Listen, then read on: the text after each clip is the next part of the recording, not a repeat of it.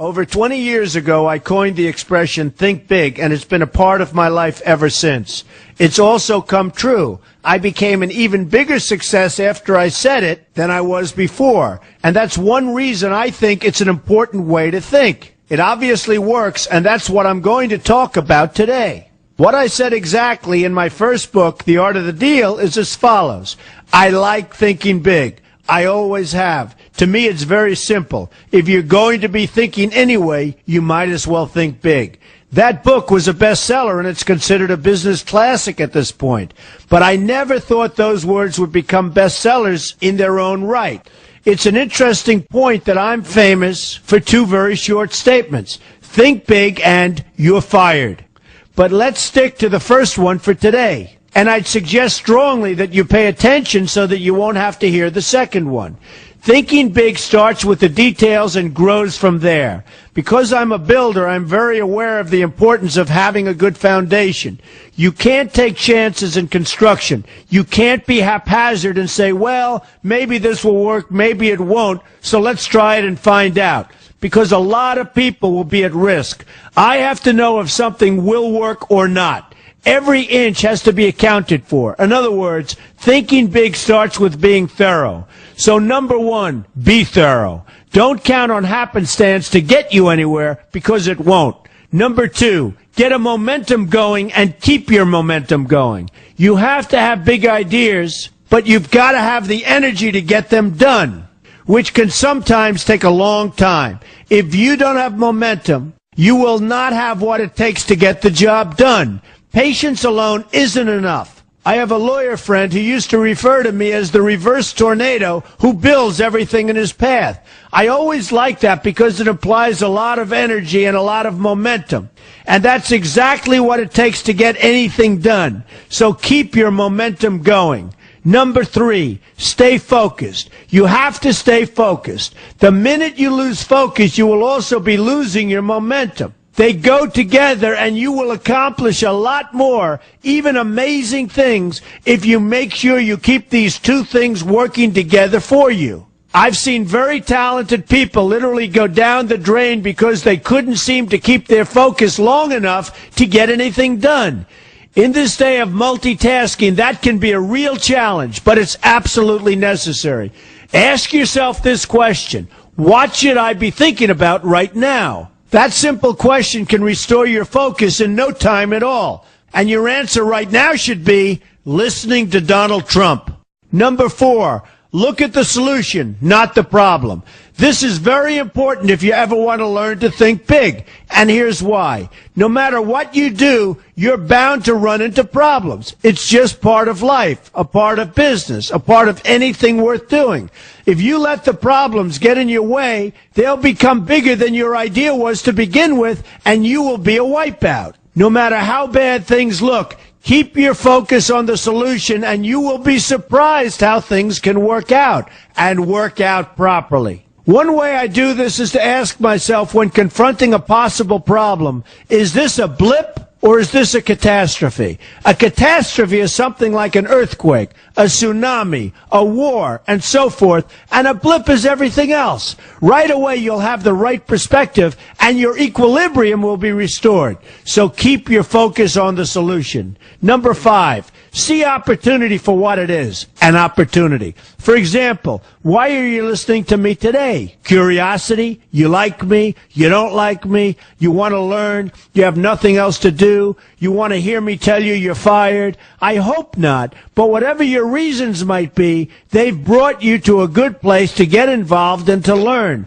And that's an opportunity right there. People think that because I'm rich and famous that I know everything. I know a lot. But one thing I know is that I don't know everything. So I ask myself this question every day. What can I learn today that I didn't know before? And you know what? I learn something new every single day. That's a big reason for my success, and the same thing can apply to you. Take the time to see today as an opportunity, and you'll be surprised by what can come your way. Be open to new ideas, and you will be creating your own opportunities before too long. Number six, know everything you can about what you're doing.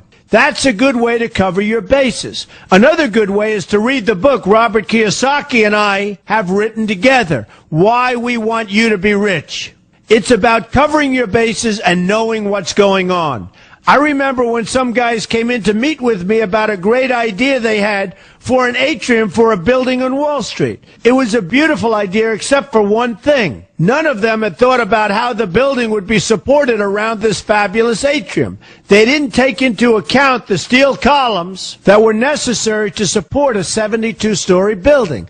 A very big and embarrassing oversight that could have been avoided if they'd taken the time to think about what they were doing. Don't let that happen to you. Know what you're doing first. Number 7, be lucky. Remember the old saying, the harder I work, the luckier I get. Well, it happens to be true. It works for me, and I've encountered some pretty big successes. But this goes along with something that's absolutely necessary for great success.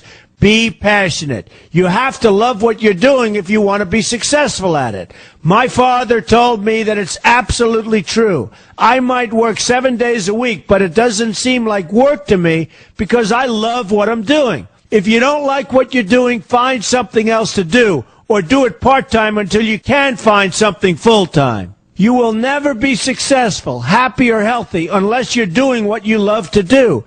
That's just the way it is. So give it some thought. In fact, give it a lot of thought. For example, if you're feeling frustrated, there are 2 ways to look at the situation.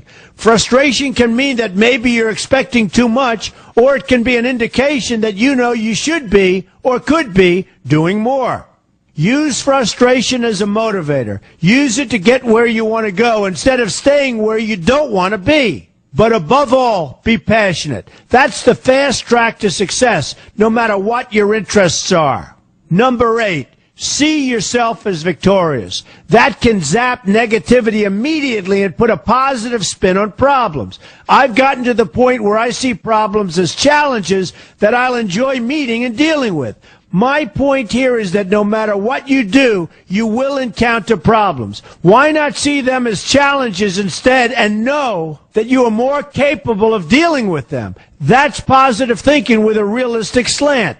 When I go into negotiations, I keep an open mind to what may happen. But I can tell you that there's already a done deal attitude on my part. I've already thought the process through to the extent that I know everything will be better off if they agree with what I've come up with because I've taken both sides into account. I enter the situation with a victorious attitude, and I've had enough victories to know that this attitude works. Use it. Number 9, be smart. Know that you have something unique to offer because you do use the tools that are provided for you and remain open to new ideas. That's being smart. That's also where innovation comes from. Being smart means you know how to use what you've got. That doesn't mean there's nothing left to learn, but it means that you will have the ability to learn and move forward with success. And success is very important. Success is what you want. Just be successful. Believe me, you'll be happier. I know people who have had very few real advantages in life, and yet they've managed to become giant successes. They figured out how to use what they had, not to dwell on what they didn't have. I'm convinced that everyone has something useful to offer, and if you apply yourself diligently, you'll find that you have what it takes to succeed, and you're going to be a lot happier for it. Number 10, above all, never give up. Never, never, never give up. The only time you will be a failure is if you quit trying. Only losers quit. The biggest losers in the world are quitters. Winners keep on going. So whatever you do, never give up. My father always used to harp, never give up, son, never give up. Don't ever quit. I never want to see you give up or quit. Well, my father was a smart guy, and I listened to him. And remember, think big. A good way to start is to read our new book, Why We Want You to Be Rich. 2 men, 1 message. There's a lot of great advice in there for you, and I expect you to pay attention. You're going to do fantastically well. You're going to be a winner, and I'm going to see you in the winners.